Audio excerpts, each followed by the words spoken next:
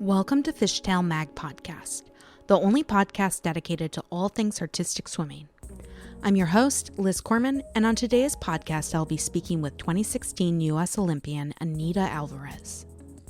For the last 7 years, Anita's been an anchor for Team USA, which has seen its share of change in her tenure.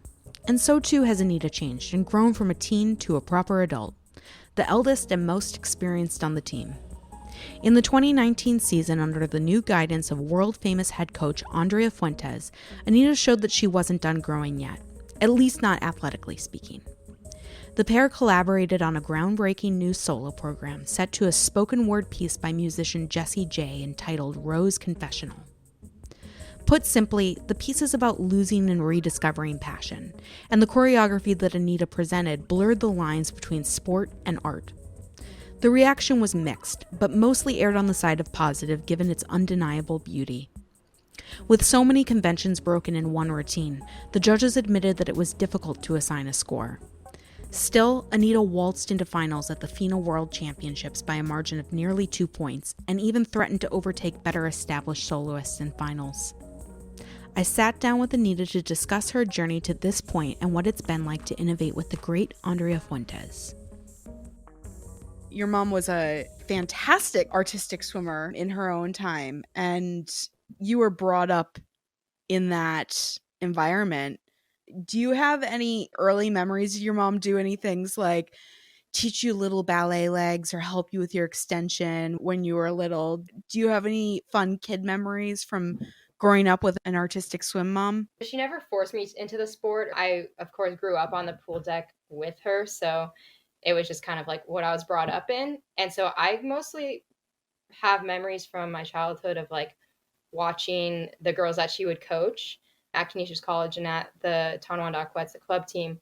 And I remember just being in my grandparents' pool at their home and doing the deck work, or like I would know the whole routine of one of her swimmers and like do it in the bathtub or on the couch with my legs up and things like that. So she would never like stretch me in my splits or like be working on my extension No. from a young kid or anything Karen's like not that. that kind of person. I meant more in the sweet No. way, but It was nothing like that because it was more like they wanted me to be in the sport if I enjoyed it and if it was something I wanted to do. I guess just more funny memories of like me being on the pool deck, my brother and I being in the little room in the pool, like watching our VCR tapes of Disney movies, and then the girls would come in to land drill their routines, and we'd have to like pause our movie so they can play their music and things and like then you'd that. end up watching them land drill and everything. That's cool that you had not only athletes to look up to, but also athletes that are going after an education. So that's a pretty cool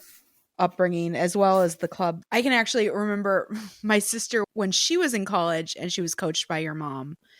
And I remember a phone call where she told me a really great story about you where you were playing with a troll doll with the hair that goes straight up, and then you Uh-huh. flipped it around and told everybody that that's what your mom's hair looks like when she wakes up. And Karen like turned kind of pink and everything.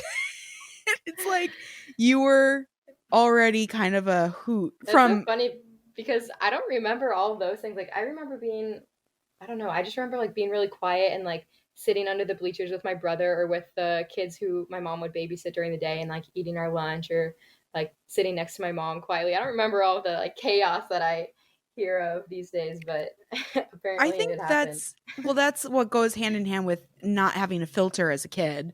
Was there a particular benefit, do you think, though? The benefits, of course, of having a synchro mom is just that they know about the sport, they know what it takes, they know the sacrifices that you have to give, and whether I was open to like talking about practice or, you know, if I was like upset or if I was tired about something, it would be easy to talk to her. But then also if I was, you know, quiet and didn't want to talk and everything, like she also understood. So that was pretty cool. And just knowing that she could understand kind of everything that I was going through. But then it was also a good mix of like she had that mom eye. So, you know, at a competition, she would watch me swim and it probably could have been like the worst swim ever and she still would have like had tears in her eyes. That's such a You know, nice, she healthy was blend. yeah, she was involved in the sport, but not overly involved in how much I was involved in the sport, I guess. it was like a good, Right. healthy relationship between the two. And I think Between it, being the mama bird and also kind of letting you stretch your wings out a bit on your own. right, Do exactly. you have any memories of when you guys sat down as a family and talked about you potentially moving out to California to train? Honestly, that whole period happened so fast. I made my first national team and it was just a summer training. And that was the summer of 2013, the junior team. And then I went home after that summer, probably one of the hardest summers of my life, just because I wasn't used to that type of training at all. We were in Riverside, California, which in the summer is extremely hot and, Oh, you it's know, the just worst. just hard enough to be training like we were, and then in like that heat and being away from home, which now it seems like nothing. It was like a couple months maybe, but at the time I was like, "Oh my god, I want to go home." Yeah, it can be Um, shocking the first time, huh? yeah, exactly. So, and then after I got home from that summer, I was ready to like get back to my junior year of high school, that exciting year when prom starts to happen and different things. I was on the high school swim team, kind of looking forward to like that synchro season with the Aquettes and then hopefully trying out for junior team again, which would end up being a junior worlds year. And then we got emails, about the junior team process and saying that they wanted to try year-round training for this junior worlds year, which meant it would start in January, which of course would mean leaving home, leaving school, all of that. And initially I was like, oh, no way. It was like my first thought. And then of course I was like, okay, well, I knew the bigger picture and what my bigger goals were and everything like that. So I knew what I really wanted to do. And then a few weeks after that, or maybe a few days, or who knows, maybe it was a few hours, they Classic like teenage memory. Like, I don't know, it felt like a couple years. yeah, I Maybe it could be was a couple dramatic and minutes. extend it, but it might have even been like the same email. I don't know. And I was invited to start training as a part of the duet squad, which would then mean that I needed to start training in October, which was like, I was Oh already my thinking gosh. January was crazy. And at this time, it was probably end of August or September already, which meant that's like in a month that you need to pick up and Mm. change your whole life. So I remember us sitting down, like my family and I, just kind of discussing a little bit the pros and cons to both situations. And we talked about all of this and we thought it through and kind of what the living situation is going to be, what the school situation is going to be, really everything. I think deep down, I really knew. I knew what my decision was and what I was going to do, like without a doubt. And I think actually all three of us really knew what was going to happen and were like excited for that to happen. So I made the move and it was all very fast and crazy, but we went for it and we took a shot. And I know there was probably a lot to hammer out, but you were more or less on the same page. That's not always the case. And potentially that's one of the benefits of having that synchro mom. They knew what the sacrifices were. They made sure that you knew and then supported you either way. What memories from your first juniors stick out for you? in a way, my junior worlds experience, like that year and that time, it's kind of like a little bit of a blur, but also not. There are like specific things that I like clearly remember. One of them would probably be our prelim swim of our team. My like best friend of the team and best friend now, Claire Barton, we had one lift together and she was the base and I was on top and it was a stack lift and I stood up and grabbed my leg. And in prelims, it was like probably halfway through the routine and it failed, like completely failed. Didn't even go up. Like I think it there was a tiny little push and I just sat in a tuck, like in a ball on top of her shoulders. Like Oh my little stick legs, no. I think were probably too weak and like too exhausted to even like press and like stand up at that Attempt point. to and and I remember like after that, her and I especially were freaking out because, well, we were the ones on top. So like really, no matter what happens underneath, we should be saving it, right? And I remember it was like funny because we were mad, but not mad at the team, not at like anything for like the lift not happening. We were mad because people weren't mad at us.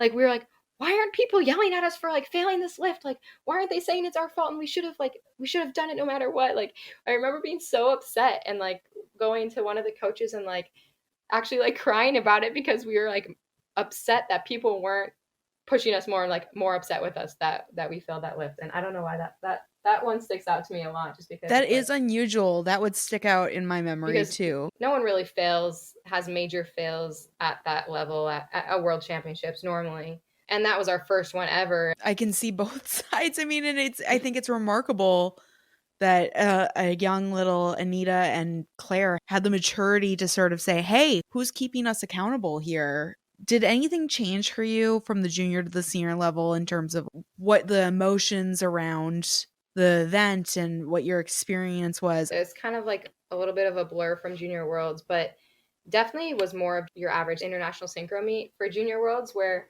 I guess once you get to World Championships, like at the senior level, I mean, not only is it like insanely huge, the event in general, but also it's not just synchro, it's not just artistic swimming there. There are all the other aquatic sports, so water polo, diving, swimming, open water swimming, high diving, all that. So it's like almost like a mini Olympics in itself. And I know people say that about like Pan American Games and things like that because it has all the sports, but Worlds is even more so because it's all the countries, it's just fewer sports. So that in itself was like a completely different experience. My first World Championships was in Back to Kazan, back with you went from juniors which, 1 year, your first worlds, right into Kazan, which is yeah, pre-Olympics.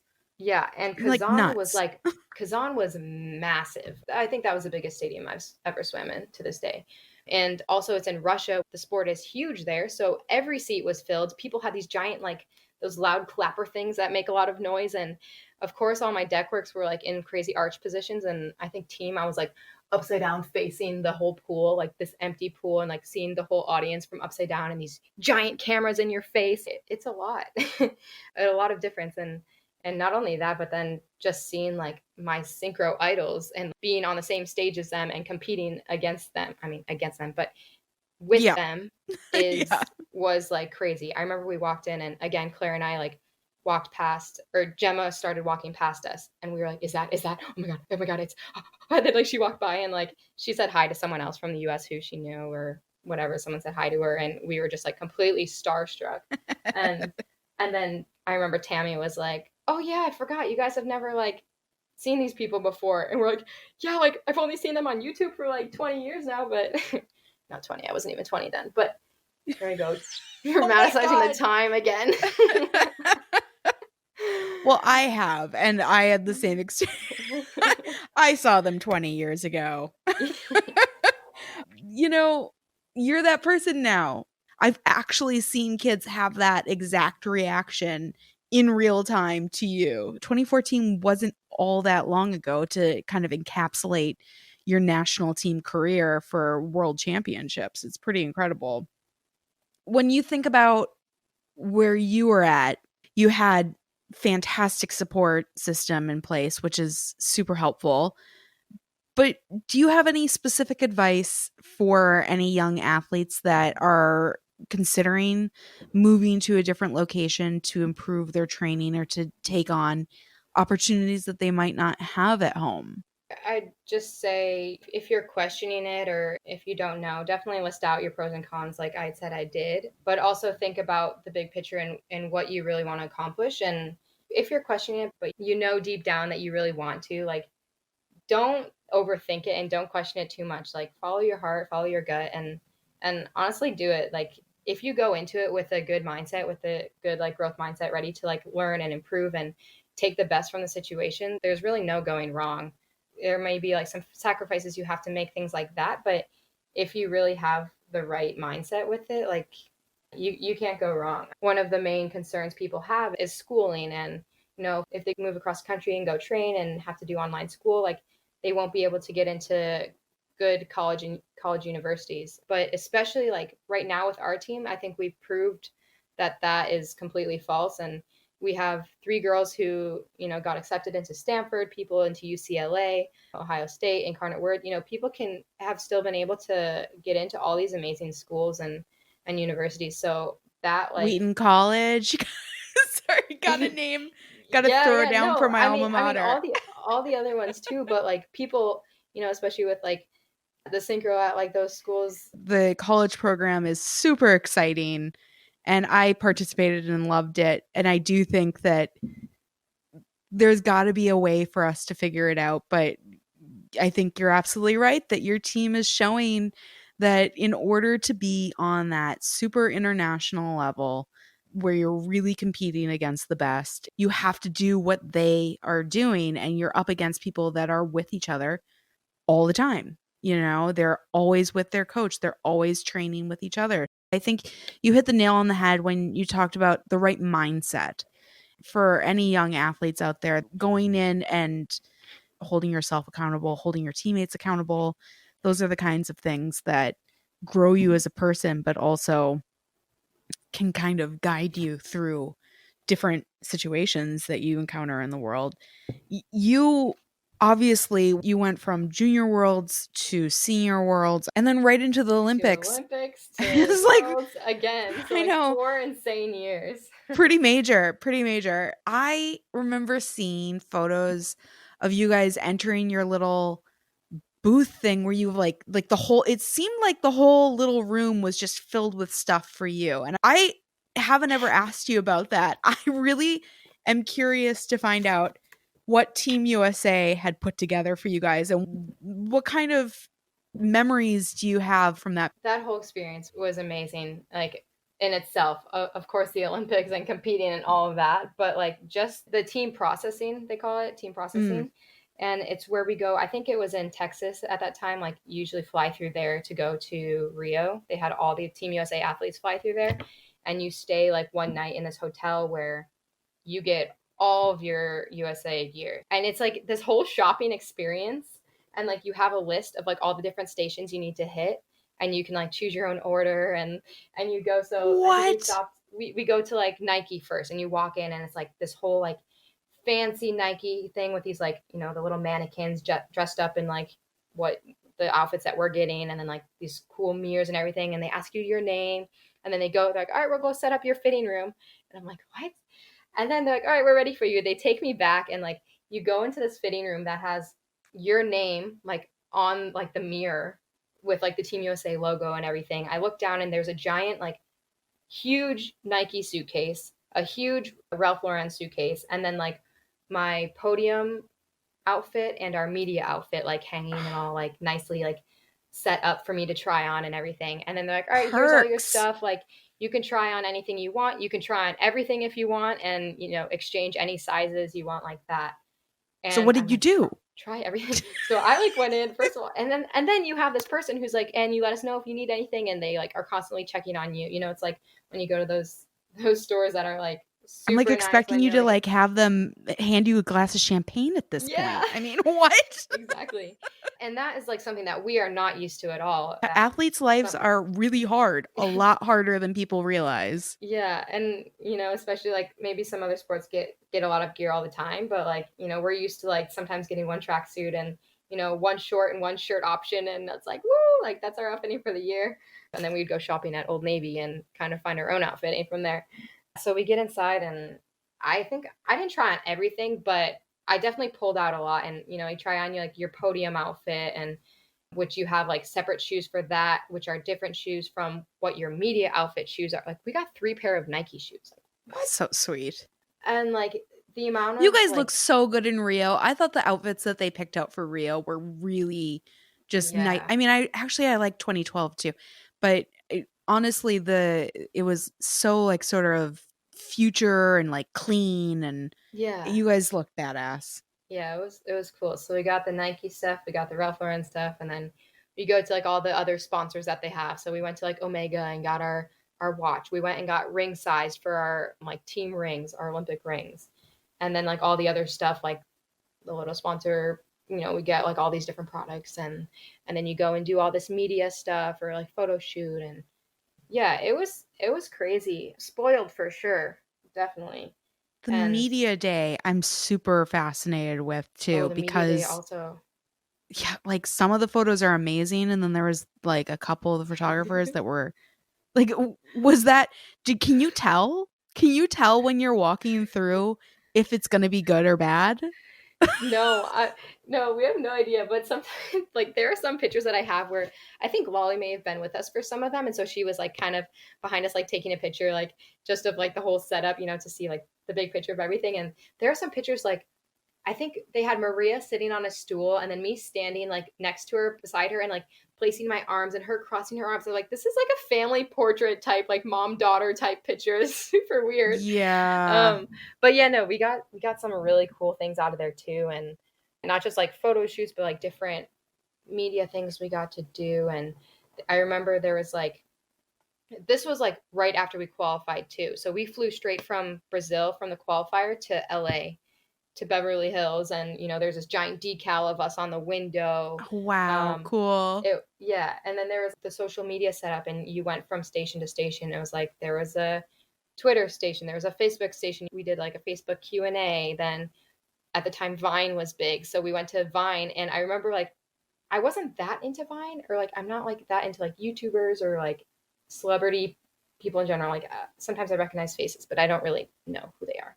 There was this one guy who like is super funny, and like I had followed him on like Vine or Instagram or whatever, and I was like walking, and I was like, no way, I know him. And I was like, oh my gosh. And I actually got to make a Vine with him. It was so cool. That is And awesome. yeah, so that was like really cool. And now like Vine's no longer even a thing, but I think I Nope. like tagged him on it like on Instagram recently because I posted it but never tagged him. So I tagged him, and then he like commented, and I was like, oh, that's cool. Wait, so he was Vine famous? Is he no longer famous anymore? No, he is, but like on Instagram, I Oh, don't okay. know. I mean, they're He's like still social media famous, whatever that means whatever in that these means. Yeah, they changing get times. they get products, and they like do make commercials and funny videos, and they get paid for it. So they Oh, are sweet. social media famous and make Mazel money that tov. way together. Yeah. Yeah. And then going to Rio, I hear that you guys, I don't think we actually ever talked about this because Liz Durr and I had a crazy time getting there, and I think so did you, getting into Rio and seeing your room and the whole kit and caboodle. What was that experience like for you? So I don't remember the whole like traveling situation that much. Apparently it was like a big fiasco that I don't know, I guess wiped from my memory, because apparently even the commentator during our duet said something about how we almost missed our flight, which I don't remember that, but I guess it happened, or someone made it up, I don't know. So we were in Puerto Rico for a training camp and making all of our finishing touches there. So we arrived pretty late into the village. We weren't there for opening ceremonies, and got there just a Everybody few was days so before. scared of Zika at that point, which Yeah. now that we're in coronavirus land, it seems almost laughable, Like doesn't nothing. it? Yeah. I Yeah, saw seriously. 0 mosquitoes. So Well, that yeah, it was was also their winter there, so it it was like was a their little bit winter. cooler and Thank no God. mosquitoes, and I mean, thank yeah. God it wasn't a thing. Thank God. So walking into the village, I guess our room, it was like a suite, so we were sharing with pentathletes who I think Maria actually shared with them in 2012 too. So it was really cool. We were with them, and then I think like some gymnast or trampoline girl, but we never really saw her. And yeah, so Maria and I shared a room. It was like, you walk in, and the bedding it has all the Olympic sport like pictures on it, and the little Rio 2016 logo. You get to keep any of that stuff? Yeah, that comforter's on my bed at home. What? Yeah, Yeah, I'm like, so that's, that's I super like cool. hold on to my Rio coffee mug and like the little swag items I have with like a vice like grip. And I would be over the moon if somebody just dropped off a suitcase full full of Yeah. swag. So it's on your, Yeah. you sleep with it every night still. No, it's on my twin bed at home in Buffalo. So Oh, I when I see. go home, I get to sleep with it Oh, on that's my so bed. sweet. But yeah, because there are small twin beds in the village, and so that fits my bed at home. But um, Extra long beds like in college, right? Because they've got all those like tall athletes and all I don't different. think they had like special rooms or special beds for like the extra long ones, but I think ours were just normal. Oh, no They kidding. probably saved the extra long ones for the extra long people. Yeah. Yeah. But The basketball team and whatnot. yeah. I want to talk about the setup for the stadium and also one of our favorite moments, which was you I already already know know what what I'm it going to is. say. You already know. The best. Okay. Okay. No, I it's a show funny up. story because it honestly made my day. Like, I think I'm glad. I'm glad because it was massively I think embarrassing. I don't know if I was crying right before that or right after, but I was definitely crying somewhere in that situation when Oh that God. happened. And then I don't know if I laughed as hard as I do now thinking about it in the time, but I mean, no, but it is taken different meanings. So every day, Liz Durr, who is my travel companion, one of my all-time best friends, she and I stayed at an Airbnb across the street, and all we had to do every morning was walk across this bridge, which happened to be elevated at the same level as the training pool. Wasn't that thing so weird? It was like a bird cage with a Yeah, it was. pool. Yeah, the training pool was like, it wasn't huge. So when everyone was in there, It you was were like a like, hotel pool. yeah. And then it was like a cage around the outside. So it was like kind of like like at a baseball game or something. I don't know. There's that weird bridge so that you'd have like this audience that would just stand there and like watch. And I remember when I recognized you guys, I was so I was so excited that I ran towards you with like open arms, like the happiest person in the world, and did not see the curb and went directly down. And I knew that my camera was in my Face bag, so I planted. turned my whole body and fell like, I mean, it probably looked, how did it look? What did it, I'm like really Honestly, afraid to ask because I I just did remember not catch seeing myself.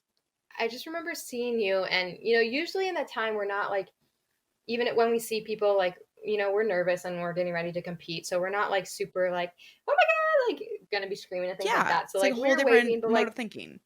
yeah, so we were like waving, but like, like, okay, we'll see you more after, like get to celebrate more after and whatever. But and you guys were all decked out with your all your USA stuff and Oh yeah, we were everything ready. like that. And all of a sudden you come running over, and then just boom, like 1 second you're up and smiling, and the next second you're down. I mean, And we're it was instantaneous. I went down yeah. so fast. And But then what you I don't think even I don't know remember it. what happened. I don't even remember what happened with all the people around you, but I remember people like Oh, kind of they like all rushed in. It startled looked and really yeah, bad. yeah. Yeah, they all were I mean, I think it was one of the first day of the games entirely. We almost didn't make it because there was like this massive thunderstorm over Houston, which as you had mentioned earlier was the one of the hubs. Like they filtered us all through that. And Liz Durr and I only got on the plane after I showed them photographs of you and said, Seriously? I've been working my whole life to get to the Olympics. Please, we have to get there. And this little guy, I'll never forget him, Bernard. He Shout out to gets you, on the Bernard. I know it's either Bernard or Bernardo. I suspect Bernardo, but at any rate, he gets on the phone and he's like, "Yes, I've got 2 Olympic athletes here that need to get to." He lied for us. He Oh my lied to gosh. get us on the plane. And so we barely slept. Like we got in at like 1 a.m. And then, when I saw you, I think we had gotten maybe like 4 hours of sleep, 4.5 hours after like a 30 some hour trip. We would take breaks or turns, whoever was the person that we had to argue for what. And that's how we got to Rio. I know. I know. The practice pool aside, the competition pool was kind of its own situation. I think most people know about the whole like green pool situation. The dive pool was like very green. When we got there, the competition pool was like really fuzzy and not clear underwater. It wasn't necessarily green yet, but I remember like the first day of practice, like Lolly wanting us to practice without goggles. And I feel like we were like, no, no, like we can't take our goggles off. Like, look at that. And of course, we did. And I remember it getting like worse and worse. And then the last night of practice of training, they told us that there was going to be no training in the pool because they're emptying the competition pool and filling it with the water from our practice pool. So anyone knows artistic swimmers and how crazy we are with training up until the last second, Oh yeah, it's until we all need to be about in the that last muscle column. memory. Yeah. So, I mean, for the night before competition, like we'll be in the pool fixing up every little last thing and running it all just like we normally would. Nothing lightens up just because we're competing the next day. So, for everyone to hear that was like a huge shock. I think a lot of the athletes probably a lot of relief because it's like, okay, we actually get to rest our bodies before this. And it actually ended up being a pretty good thing. We did a lot of we got to do some stretching at night, some good recovery stuff, and got to sleep really early. We got to do video review and land drill, things like that. So honestly, I think it was pretty kind of a good thing that we didn't overdo it the night before. And then the next morning we get there and it's still not done. We walk in and there are like these giant pipes like filled through like the walkway that you usually get to the practice pool. It's like a mess. Like, it does not look like what the Olympic Games, what I had pictured in my head. So that was kind of crazy. And they actually postponed like our warm up time because the pool wasn't filled yet. I Like, we walked remember in and that. the pool was still like partially empty. And so they're like, okay, yeah, warm up's not at 7. Now it's going to start at 8 or something like that. And I was like, what? Like, how can you just do that? Like, you can't, I don't know. But honestly, like, I mean, they it, like it didn't didn't have an really, option. That algae bloom really did a number on them. yeah. And, it didn't really affect us too much. And I still think it's because we, like, I swear we prepared for like every situation that it didn't even phase us. Like, we were at our training camp in Puerto Rico right before that. And the first place we went to, the first city we were in, we stayed at like some university that was not the nicest place, and the pool we got to, and it was shallow all the way until like the deepest part was like in the center of the pool, not like where you dive in and it would normally be the deep Oh, end. It's like completely foggy, can't see anything. We were doing our basics and our verticals, and Lolly was like trying to correct if we're vertical or not, and she's like, yeah, I can't see anything except for your toes sticking out of the water. So oh um man. and yeah, it was really hot. I mean, the temperature outside, of course, was really hot. The water was extremely hot. Then it was like rainy, so we kind of like, I felt like we had gone through like every situation to the point where we're like, all right, we're ready for anything, so the whole situation didn't really phase us that much. I think for me also, maybe it's different from Maria's side, but for me, I was just like, I'm at the Olympic Games. I'm at the Olympic Games like every day. So whatever happened, like, I was still like just in the big picture of everything. Had your Like, like Olympic goggles on group. exactly. I didn't feel too like affected by it, and prelims was a little bit foggier, and by the time we got to finals, like, the pool was nice and blue and clear. So it was a crazy experience, and definitely a lot of people ask me about that cuz they have these images of like a green pool and all that. You guys had some fabulous swims and it was really fun to cheer you on. Do you have any emotions or feelings that stick out specifically in regards to your swims? Honestly, the swims flew by. I don't remember much. I remember before, especially before the very first swim, and I remember like not knowing if I wanted to cry, throw up, pass out, like, I don't know. I didn't know what was going to happen, but I was like, I feel something's going to happen. I don't know what. And yeah, it was crazy. And then I just remember being in the last call room, seeing Gemma sitting there and Natalia and Svetlana over there. And I'm like, what? Like, I'm here? Like, no way. And then the only thing I really remember is that my family was able to move over into, more of the front row. It was a matter of learning that nobody bought those tickets right up Right. front. And so if you walked up with a lot of conviction, nobody stopped you. And your parents figured it out. And we went to the front row of so many different events, not just synchro. We Yeah. like got up to the front for like the gymnastics gala and water polo gold medal match and everything Yeah. like that. So you remember your Um, parents being there for the prelim swim right up front. Yeah, and I think in my deck work, I was arched back facing that side of the audience. So same thing I said about Worlds, where I was like arched back facing the crowd and the cameras. This time I was like sideways arched back, so I was like upside down looking at my family like straight across, and also Oh, realizing like, oh, I'm at the Olympics, like, and then like having a little thought of like, oh my gosh, I'm on TV right now, or like all these like little things will like randomly come through your head, and then the music starts playing and it's all gone, and I'm yeah, focused and then you just and swim. whatever then. Yeah. I remember not really having like too many expectations or like anything like that going into it. Of course, like more about just like our personal improvement as a duet and enjoying the experience of being at my first Olympics and all these different things. And, of course, having the best swims that we can. But we had, I don't remember, maybe we did, honestly, but I don't remember having any specific like placement goal or like trying to beat this person or a certain score. Maybe we did, but I never looked at like scores that much. So I didn't even know like what I normally got or what we got last year at Worlds or what we got this. I didn't know all of that. But now that I do, and now that I realize like how It we was got here. tremendous. In my opinion, the score improvement was well earned. You know, when you actually look from video to video, there is that improvement. And I think if we could have more of that in the sport where there is an improvement, or if somebody gets worse, you have to give them the appropriate score. And that's the only way that the sport's going to be fair. And it's the only way it's going to be exciting. And the same thing happened in Gwangju for different countries. And it makes it all very, very exciting. And speaking of excitement, you have become one of the premier soloists in this past year. And I think really with your partnership with Andrea Fuentes, the head coach of the United States, the two of you have really figured something out and you're really innovating towards something that hasn't been seen before. You did the first solo to spoken word. It was a very, very personal routine and gorgeous in terms of the physicality and how you're able to be so specific to your own vernacular of movement.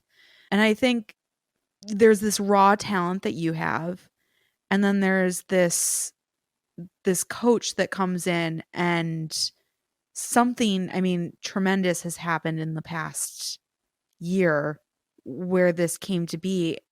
I've heard little bits about the training process from Andrea, but I'm hoping you could tell me a little bit about what went into your journey towards growth as an athlete, but then also from the outside, it just feels like you're inviting me into a space that feels really emotional and personal. Can you talk about that development process for the choreography and opening yourself up a bit?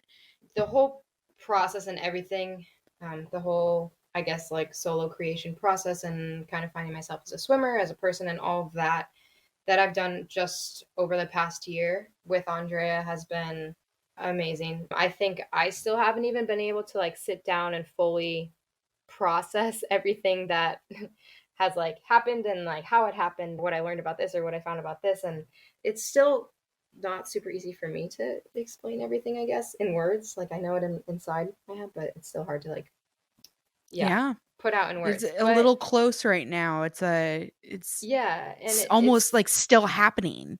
It's like I'm it asking is. you to describe something that is in progress. That's so Yeah, tricky. yeah, exactly. It's, I've come a long way in just this past year, but I think I've just started the whole process. So there's still a lot to do, and Andre and I are both still working on this process of me opening up and becoming a soloist, and we're still learning and still trying to find the right way for me. And Mhm. it's not fully developed yet, but I think we've made a huge step just over the past year. And we kind of went into it with no pressure or no goal in mind in terms of like placement or ranking or like anything like that. That was not even a thought in my head at all last year. Mhm. Honestly, the biggest thing was just to do it. Once we actually came up with the choreography and actually created the routine, my goal was to perform on the world stage and to enjoy it as much as I could and to try and like feel everything out and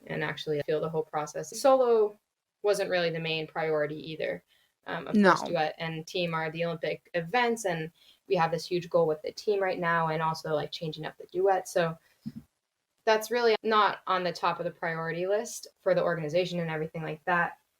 So we kind of started it like separately from practice. I was going in extra outside. We would go at night to a pool by ourselves and kind of come up with this choreography or trying to find how my body moves in the water and my style and things like that. Not even just choreographing. I wouldn't really describe it as choreographing.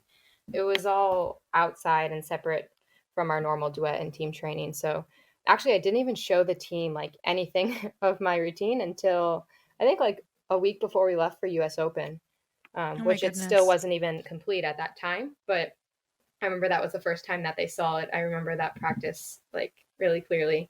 That was like so nerve wracking. And that was like my close 10 teammates, So that was like one of the next big steps, I That's guess. almost more nerve-wracking in a way. I don't know. Yeah, I guess it depends on how you look at it, but you value their opinion, their your peers and your friends, and right. what was their reaction? Because I It was, cried the first time I saw it. I yeah, know. What it a was all, softie. I think, no, I remember like a couple of them coming up to me, like crying and hugging me too, actually. Yeah, it was a really cool experience. And it was a lot of like me fighting against myself of like wanting to stop or like not stopping and start going back because like I didn't do it good enough or something. Like I just showed them in parts, I didn't even do a full run through or anything like that. It was a really special practice. I can picture it very clearly in my head. I think I'm gonna do like an Instagram IGTV type series thing because I have so many like videos and clips of like the actual process. Like Andrea would sit there for like 3 hours at night at this pool by herself, and she would just set up her iPad like next to her, leaning against her water bottle, just videoing the whole thing, just in case, like as like we're working through this whole process. And yeah, you see like just in case everything. something would happen. Yeah, and you hear everything Andrea is saying, and you see like all my reactions, and you'll see me for like 2 minutes just sit like at eye level, and then like slightly move my arm, and then like go back out of it, and like make a face, and then Andrea be like, no, no, no, no, like do that again, do that again, like okay, now do it bigger, now do it higher, now pretend you're a synchronized swimmer, and you have to be above the water and try it again.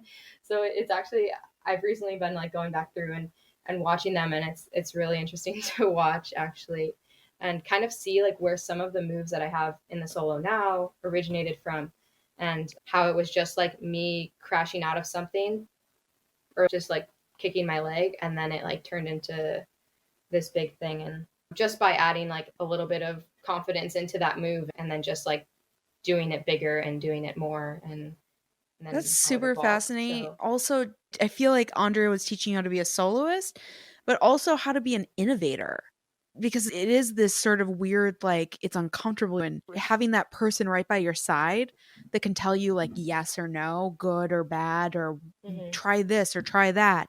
One thing we did with that whole process, and I think what she was trying to get through a lot of it too, was just blocking out that natural filter that everyone has. And so she was really trying to get me away from that self judgment and that filter. Like no filter, just do it and accept that your arm wanted to go this way, and okay, your arm wants to go that way. So what does your body want to do next? And then she was like, okay, do it again, and see what comes next. Like, do you want to move your shoulder? Do you want to move your leg? Do you want to go left or right?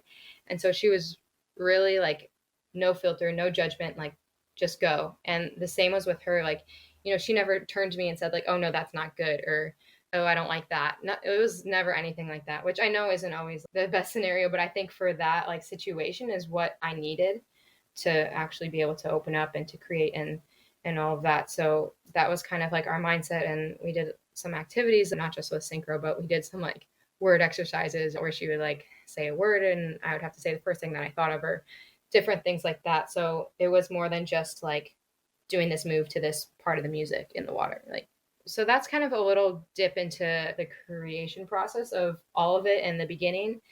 And then from there, it was more just me being comfortable to open up and to swim and to compete it in front of a larger group of people. And, there was no goal or focus on like the physical endurance or the fitness, which if you saw those swims, like it was very clear, but that wasn't the priority or the goal. And we know like in smaller parts, like I could have done that way better or things like that, or if we trained more endurance maybe, but that wasn't the main goal of last year. And so that going into this year was supposed to be, I guess, what we wanted to improve on, adding some difficulty in the routine, so it can be more competitive.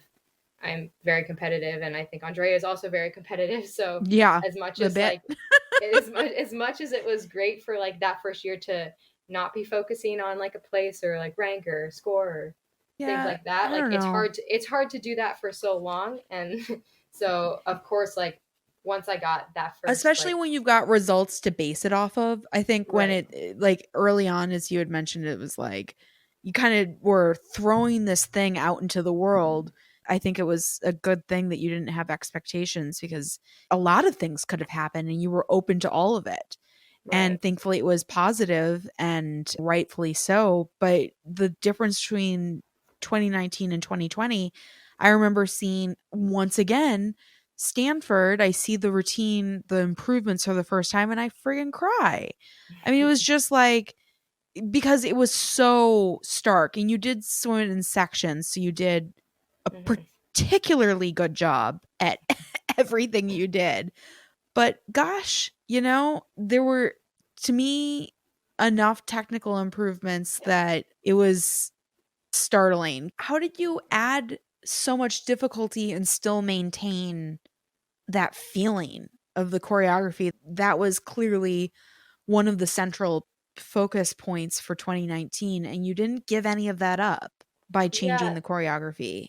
that was the most difficult part. We did like speed up different sections too and trying to add more in there and increase the difficulty, which, like you said, maybe not as much difficulty in the year before, but I was able to really feel all of the movements like naturally and everything like that. And of course, when it's slower, you can really do a full move and like take the full amount of time to create that. So when you speed it up or when you add more difficulty and now you're in double arms or double vertical instead of like just moving your legs, it's harder to keep the feeling. And that was one thing that we focused on. I think the first thing we did was made adjustments to kind of adding more technical side of it and more difficulty in terms of longer hybrids and also changing things that didn't really flow or like we knew didn't really fit me and maybe we filled it but just kind of thought like we always have that like mindset of like yeah, it's good, but like I think we can find something better for that part, or like we'd have a hybrid and it's like okay, yeah, it's fine, but I would maybe sometimes I would say like I'm not really feeling it, like it's okay, but if we can find better, like why not find better, like I think we can. Yeah, So some like mental flexibility can yeah. really help take routines to the next level. Yeah, so we started with those kind of changes and then we worked on physical training. So we were in, physical training with our team routines and our duet also. So that of course helped. And then we did a little bit of it with solo too in addition. And then from there, we started to notice losing some of the feeling and some of the flow with some of the movements. And I would go back to those original videos from that first night that we were together working on the choreography and I would try and like really study that video and then look at a video now and see what's the difference and okay, that move started from my shoulder before and now I'm trying to start it from like my hand or little things like that. So I would kind of have to go back to the original to remember the feeling that I had and then trying to get the flow back. So sometimes we would go into practice like I'm not looking as much as like at the height or at this or that. I just want to see flow. So just like focus on the music, focus on listening to the music, the words, the movements, and kind of go back into that, and we get back into the flow a little bit, and then we can go back and add in corrections for the technique and stuff like that. So That's yeah, so it's kind of an cool. interesting like back and forth of trying to find the balance, and I still think like yeah, it's definitely harder to have both of those aspects in there, especially when it's also a time limit on how long the music can be. So like there's not enough time to fit everything in that I want to, of course. Thank you to Anita Alvarez for taking the time to speak with me. And thank you so much to our Patreon subscribers for making this and all Fishtail Mag content possible. Follow us under the handle Fishtail Mag for both Facebook and Instagram. And for even more original content, go to our Patreon page at patreon.com/fishtailmag. The song today is called Bird Thought by Magic from Space. Go to magicfromspace.bandcamp.com to stream and purchase the complete discography. We do hope you enjoyed this podcast as much as we enjoyed making it. Stay safe out there, and until next time, this is Liz Corman with Fishtail Mag, where we are dedicated to all things artistic swimming.